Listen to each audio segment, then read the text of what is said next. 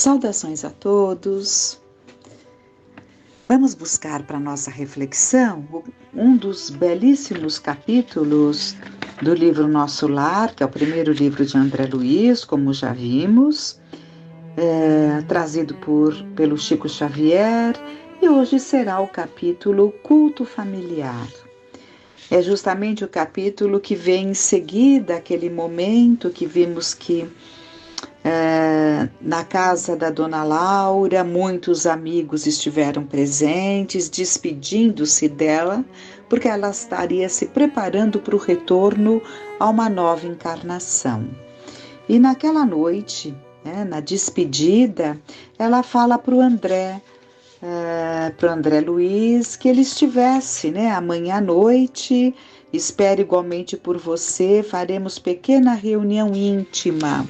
E nessa reunião íntima, então, não seria assim aberto a muitos, era uma coisa mais privada, com aqueles mais íntimos, porque até o que aconteceria ali não seria conveniente um número muito grande de espectadores, presença de muitos, porque o marido dela, que estava como uma criança de 3 anos aqui encarnado, se faria presente lá na casa dela. Então nós vamos ver como isso se dá, e o André Luiz foi convidado. E na verdade, o André Luiz, ele foi acolhido nesta casa, ele foi acolhido por essa família.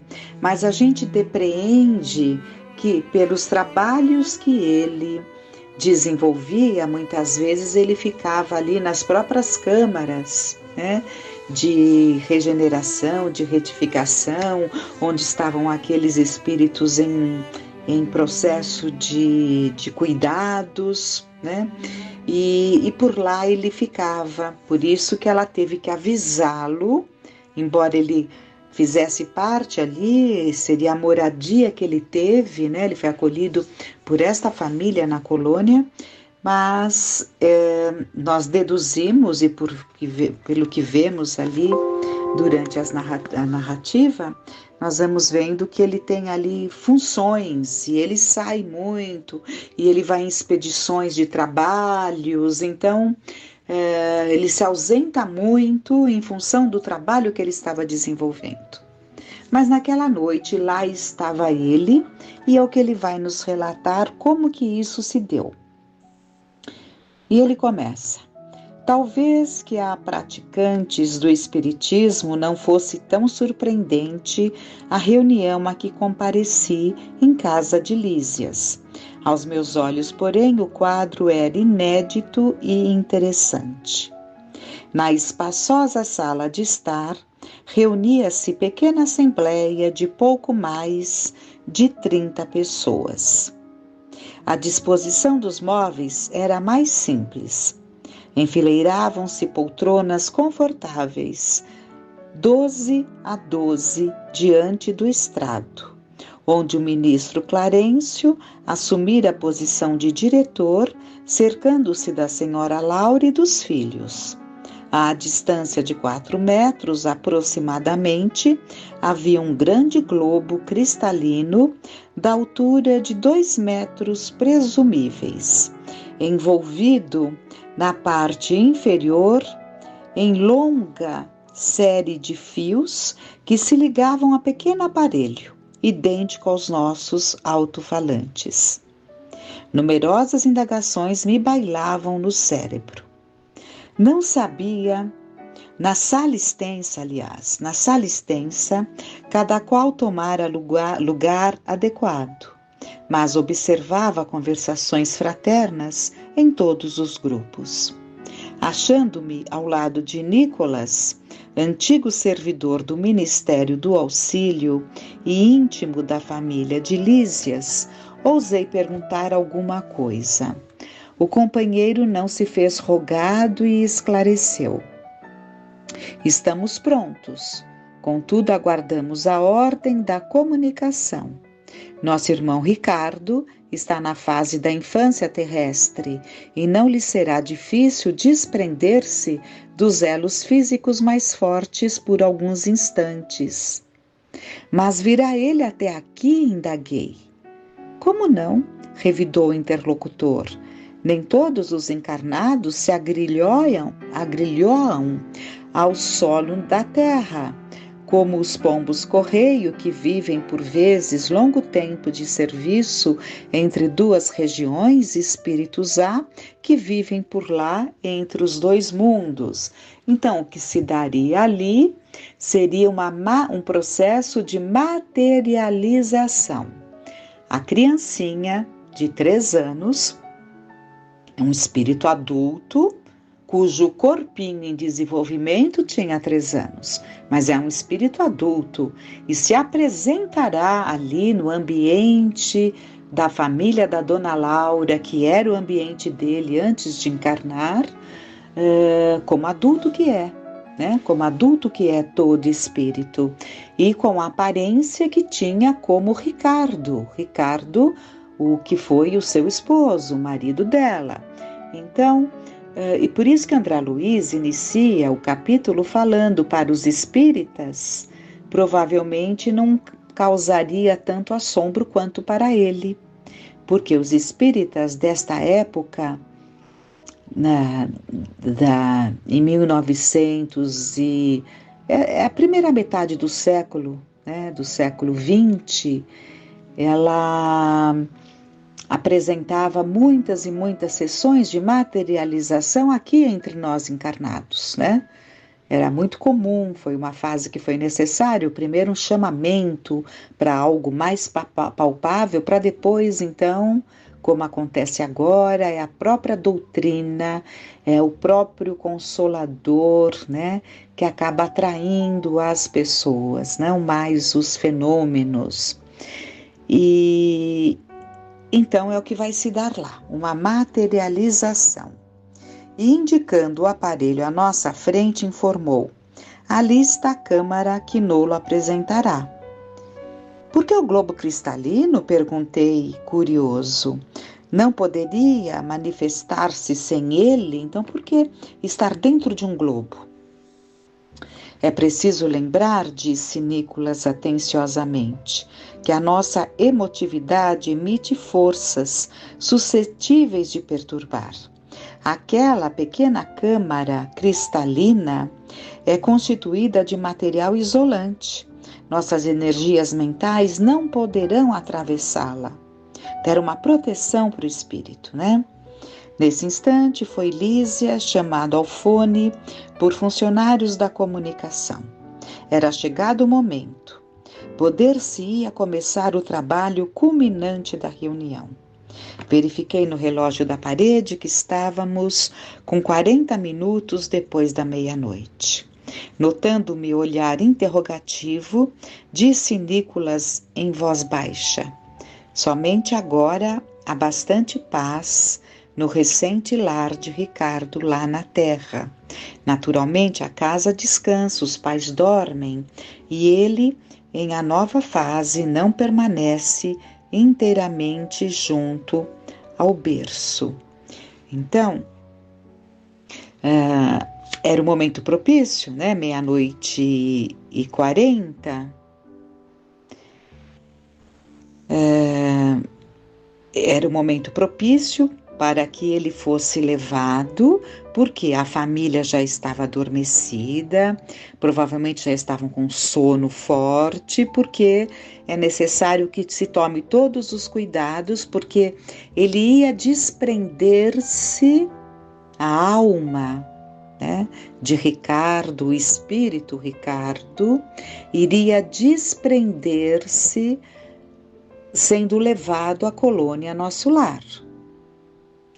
Na casa da Dona Laura, na sala que ele habitou até há pouco tempo. É preciso, então, que a família estivesse adormecida para que nenhum barulho, nada acordasse a criança, porque se houvesse um movimento mais brusco, teria que voltar ao corpo. E voltando ao corpo, quebraria aquele momento tão especial que todos aguardavam, né? Ter aqueles momentos especiais. Ela com o ex-marido, né? Com o marido, enfim, os filhos com o pai, os outros com os amigos, e lá estavam eles. Então a casa aqui na terra estava em condições de permitir que ele fosse levado. Não lhe foi possível continuar. O ministro Clarencio, levantando-se, pediu homogeneidade de pensamentos e verdadeira fusão de sentimentos. Então, era um momento muito delicado em que todos deveriam vibrar de uma forma muito, muito salutar, edificante, para que pudesse haver aquela materialização. Fez-se grande quietude, e Clarencio disse, comovedor e singela prece. Em seguida, Lísia se fez ouvir na cítara harmoniosa, enchendo o ambiente de profundas vibrações de paz e encantamento. Logo após, Clarencio tomou novamente a palavra. Irmão, disse, enviemos agora a Ricardo a nossa mensagem de amor. Observei então, com surpresa, que as filhas e a neta da senhora Laura, acompanhadas de Lísias, abandonam o estrado, tomando posição junto dos instrumentos musicais. Então, vai lá, as filhas, a neta, né? Vão lá também tocar, né, acompanhadas de Lísias, que é o irmão. Judite, Yolanda e Lísias se encarregaram respectivamente do piano, a Judite no piano, a Yolanda da harpa e Lísias da cítara, como já estava, ao lado de Teresa e Heloísa, que integravam um gracioso coro familiar. Então, as cordas afinadas casaram os ecos de branda melodia e a música elevou-se cariciosa e divina, semelhante a gorjeio celeste. Sentia-me arrebatado a esferas sublimes do pensamento quando vozes argentinas embalaram o interior. Lísias e as irmãs cantavam maravilhosa canção composta por eles mesmos.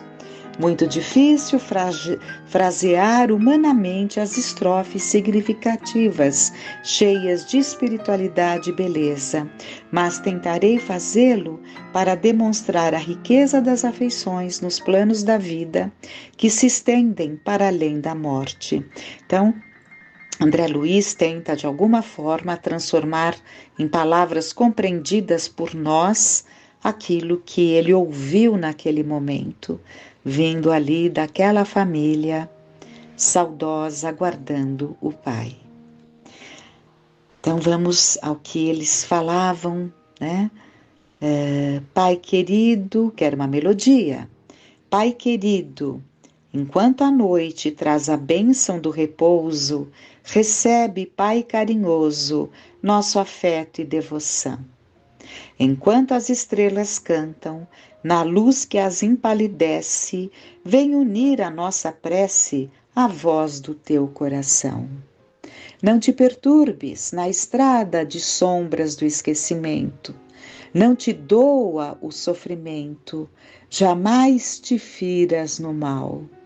Não temas a dor terrestre, recorda a vossa aliança, conserva a flor da esperança para a aventura imortal. Enquanto dormes no mundo, nossas almas acordadas relembram as alvoradas desta vida superior. Aguardo por vir risonho, espera por nós que um dia volveremos a alegria do jardim do teu amor. Venha a nós, Pai generoso, volta a paz do nosso ninho, torna as luzes do caminho, ainda que seja a sonhar. Esquece um minuto a terra e vem sorver da água pura, de consolo e de ternura, das fontes de nosso lar. Nossa casa não te ouvida, o sacrifício, a bondade, a sublime caridade, de tuas lições no bem, atravessa a sombra espessa. Vence, Pai, a carne estranha, sobe ao cume da montanha, vem conosco orar também. As derradeiras notas da bela composição. Então, as derradeiras notas, então, quando chegaram nas últimas notas, notei que o globo se cobria interiormente de substância leitoso acinzentada, apresentando logo em seguida a figura simpática de um homem na idade madura. Era Ricardo. Impossível descrever a sagrada emoção da família dirigindo-lhe amorosas saudações. O recém-chegado, após falar particularmente à companheira e aos filhos, fixou olhar amigo em nós outros, pedindo fosse repetida a suave canção filial, que ouviu banhada em lágrimas. Então cantaram novamente para ele. Quando se calaram as últimas notas, falou comovidamente: ó meus filhos, como é grande a bondade de Jesus, que nos aureolou o culto doméstico do Evangelho com as supremas alegrias desta noite. Nesta sala temos procurado juntos o caminho das esferas superiores. Muitas vezes recebemos o pão espiritual da vida e é ainda aqui que nos reencontramos para o estímulo santo. Como estou feliz! Como sou feliz! A senhora Laura chorava discretamente. Lísias e as irmãs tinham os olhos marejados de pranto.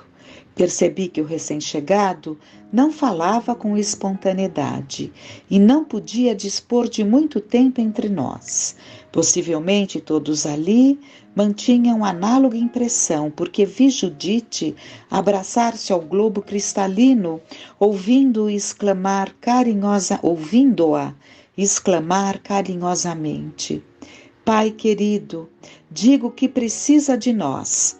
Esclareça em que poderemos ser úteis ao seu abnegado coração. Observei então que Ricardo pousou o olhar profundo na senhora Laura e murmurou: sua mãe virá ter comigo. Em breve, filhinha. Mais tarde virão vocês igualmente. Que mais eu poderia desejar para ser feliz, se não rogar ao Mestre que nos abençoe para sempre? Todos chorávamos, enternecidos. Quando o globo começou a apresentar de novo os mesmos tons acinzentados, ouvi Ricardo exclamando quase a despedida: ah, meus filhos, alguma coisa tenho a pedir-lhes do fundo de minha alma. Roguem ao Senhor para que eu nunca disponha de facilidades na terra, a fim de que a luz da gratidão e do entendimento permaneça viva em meu espírito. Esse foi o pedido dele, que não pedissem para ele facilidades aqui na terra entre nós. E é o que nós mais queremos, mas o espírito lúcido, percebendo ali a importância da encarnação, vai rogar a Deus para que não tenha facilidades. Aquele pedido inesperado, continua André Luiz, me sensibilizou e surpreendeu ao mesmo tempo.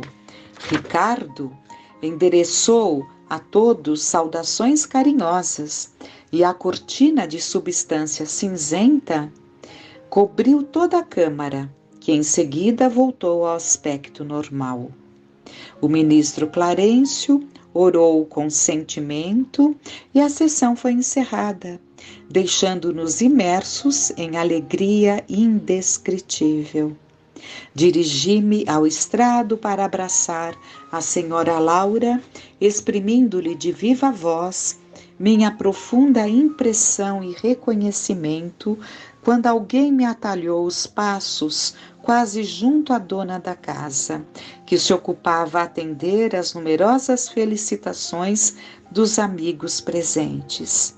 Era Clarencio, que me falou em tom amável: André, amanhã acompanharei nossa irmã Laura à esfera carnal.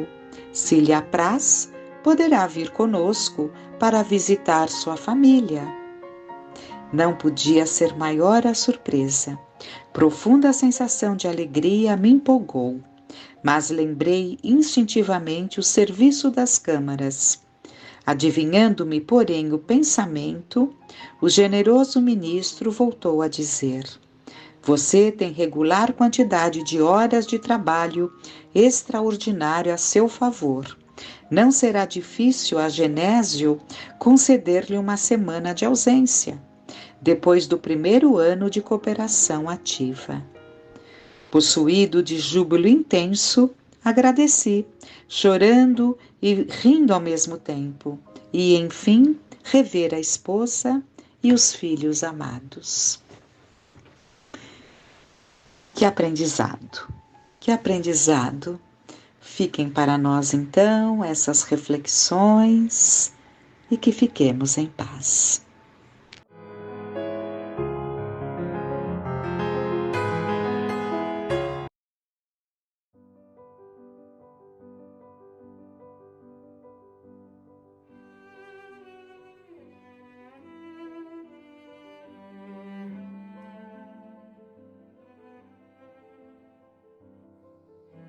Olá, para a palestra doutrinária de hoje e dos próximos encontros, eu escolhi como tema falarmos a respeito de Judas Iscariotes.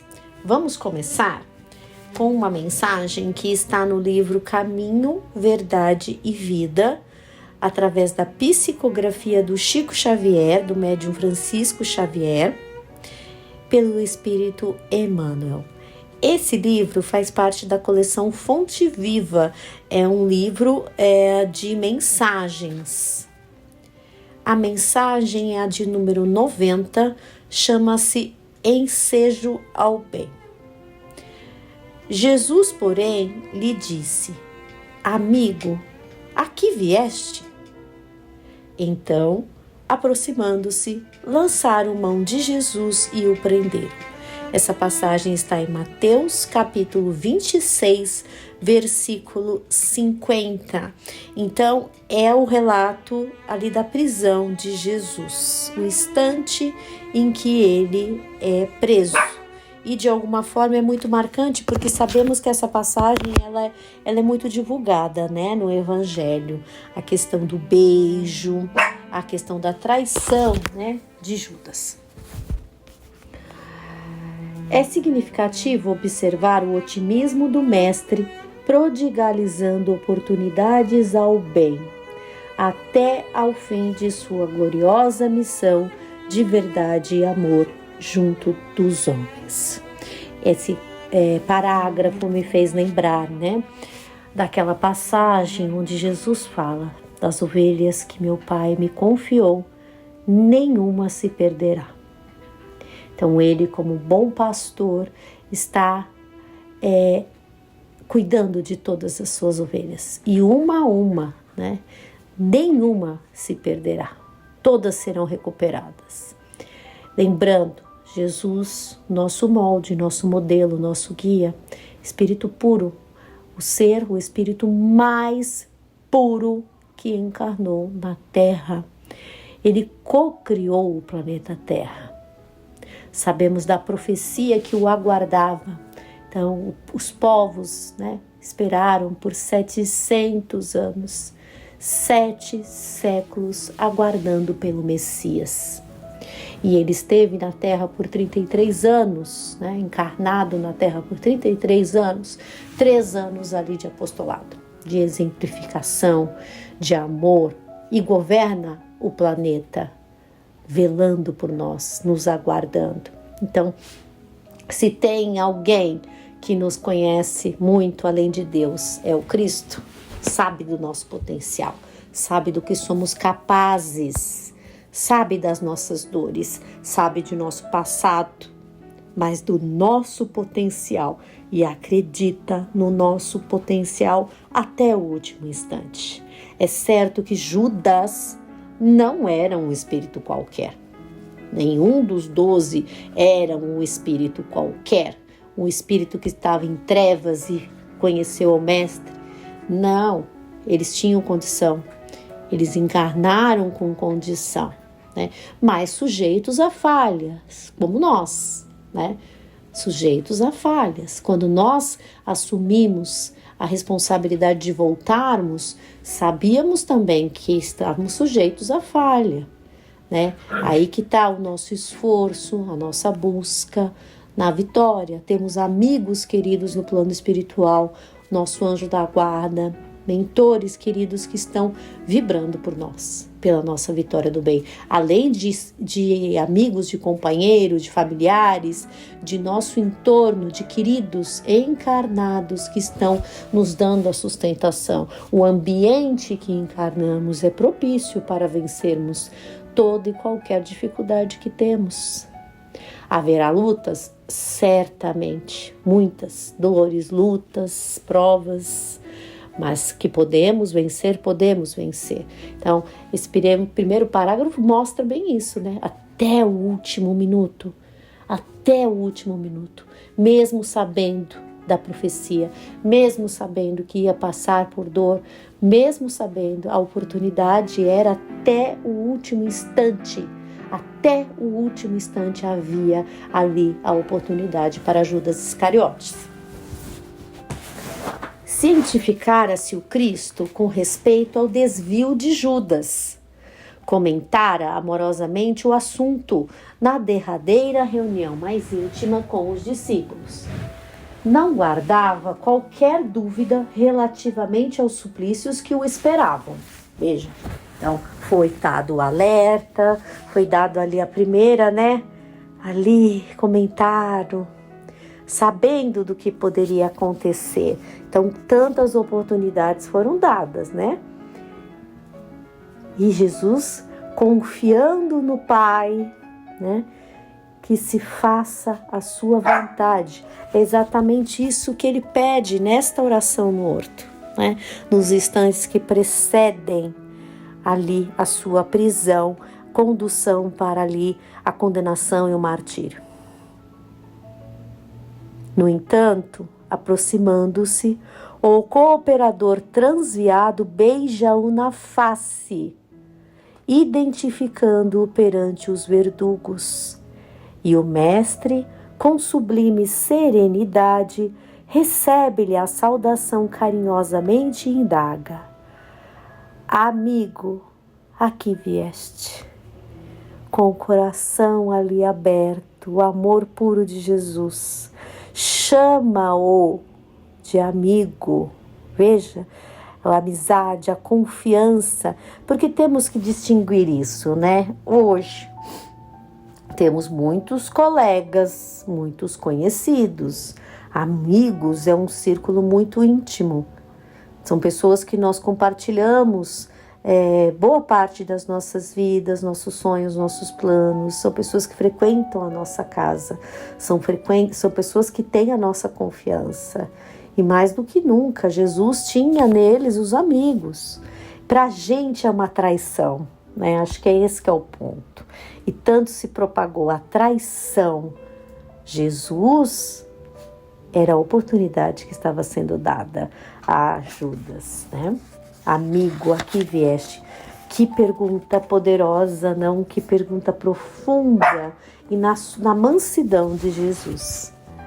Seu coração misericordioso proporcionava ao discípulo inquieto o ensejo ao bem até o derradeiro instante. Então, a misericórdia de Jesus, nessas palavras doces, receptivas, amigo, aqui vieste. Então, mas Judas estava num ambiente mental muito diferente, né? Muito diferente, que não conseguiu perceber isso, inquieto nas palavras aqui do Emmanuel, inquieto. E aí a gente precisa refletir. Quando estamos desvairados, inquietos, agitados, ansiosos, conseguimos tomar uma decisão boa? Quando estamos cansados, quando estamos com a nossa mente agitada, a nossa mente em conflito, certamente nossas decisões não serão sábias.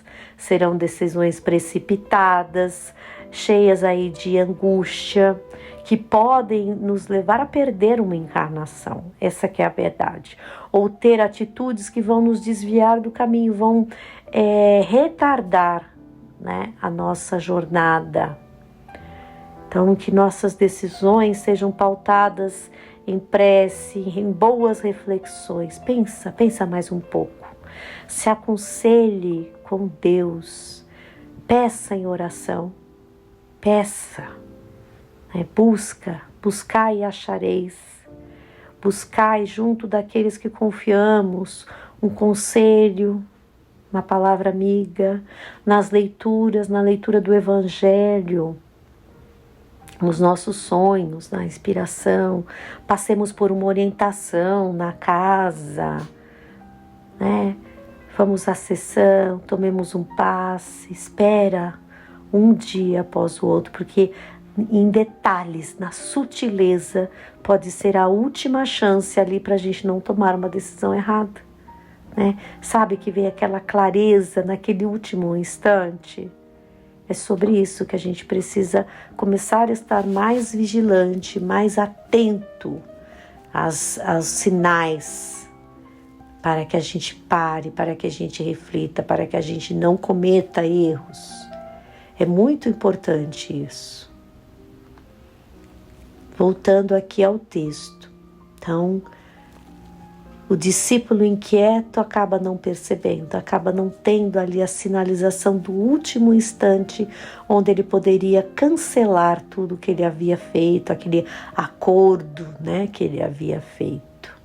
E não tem problema, gente, a gente mudar de ideia, né, refletir. Mesmo que a gente tenha dado a nossa palavra, reflita e converse, tente converter a situação. Olha, você me desculpa, eu pensei melhor a respeito do assunto, não vou aceitar essa oferta, muito obrigada pela oportunidade, né? Quando a gente diz esse sim para algo que está nos inquietando, a gente tem sinais que não está certo, a gente sente uma insegurança, a gente está dizendo não para a gente mesmo, né? Então, que as nossas decisões sejam pautadas no amor, com calma, com equilíbrio, principalmente quando estamos decidindo em relação ao futuro do outro, né? Quando a nossa decisão, nosso posicionamento, a nossa frase, a nossa palavra vai colocar ali outras pessoas no circuito, no jogo, vai impactar na vida de outras pessoas, né? Às vezes a gente pensa que aquilo é o melhor para elas, na nossa opinião. E por que a gente não pergunta para a pessoa antes da gente tomar uma decisão por ela, né? Ouvir o seu ponto de vista, entender, né? Eu estou trazendo essa situação para a nossa realidade, né? Que serve de reflexão para a gente, para cada um. Mas voltando aqui então ao texto de Emmanuel. Embora notasse Judas em companhia dos guardas que lhe efetuariam a prisão, dá-lhe o título de amigo. É muito significativa, né? Porque se nós soubermos que alguém está falando mal da gente, a gente já vai querer tomar satisfação.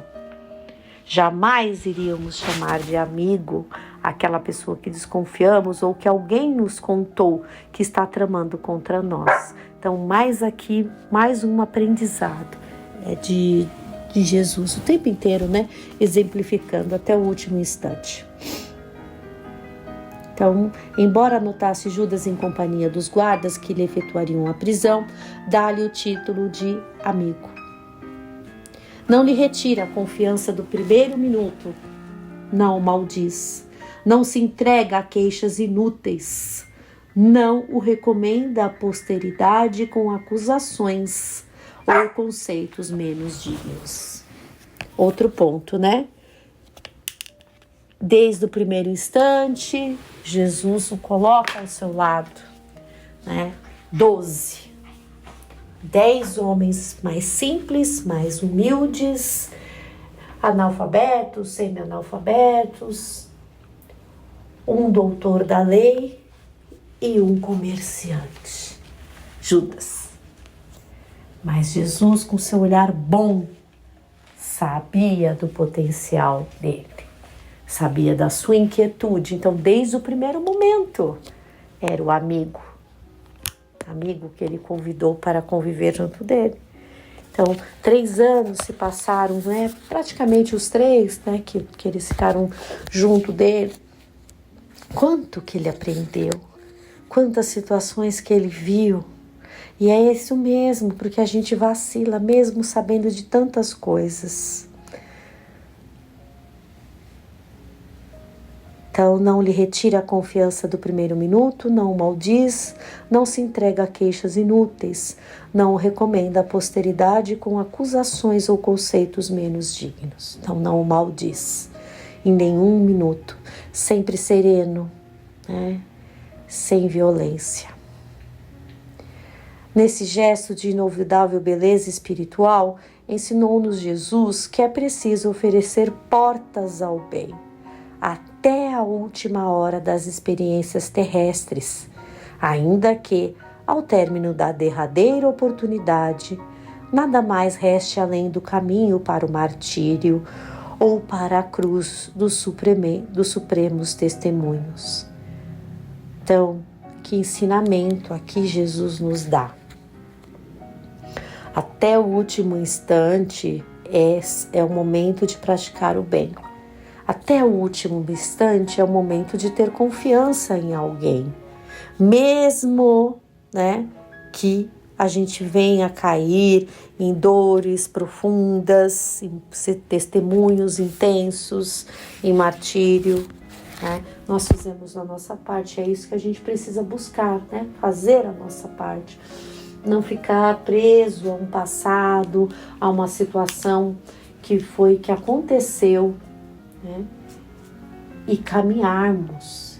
É aonde a gente mais falha, né? Porque a gente não perdoa, a gente continua remoendo o que aconteceu, estagnado, estacionado e reclamando por que é que estamos sendo punidos, né? Por isso que a luz da doutrina espírita é importantíssimo, né? Porque esse é o alicerce, né? Quando a gente estuda a doutrina, a gente sabe que esta vida, ela é um reflexo de outras escolhas do passado, que pode ser nem sempre de outra vida, mas do começo dessa, né? Dessa mesma encarnação. Então, a vítima de hoje pode ter sido o algoz de amanhã. Neste caso específico de Jesus, não, né? Jesus é um espírito puro. Quando ele encarnou na Terra, ele não tinha esses conflitos. Quem tinha os conflitos, e ainda tem, somos nós, né? Quem tinha os conflitos nesse instante era Judas, que ainda estava preso ali, né? Como eu citei, um comerciante, ele ainda estava preso. Era a prova dele, era onde ele teria que vencer a si mesmo. E ele acaba não sendo capaz, né? Nós vamos parar por aqui. Lembrando então, né, que a nós cristãos não nos foi prometido um mar de rosas. Pelo contrário, Jesus foi muito claro, informando que seria um caminho difícil, um caminho doloroso.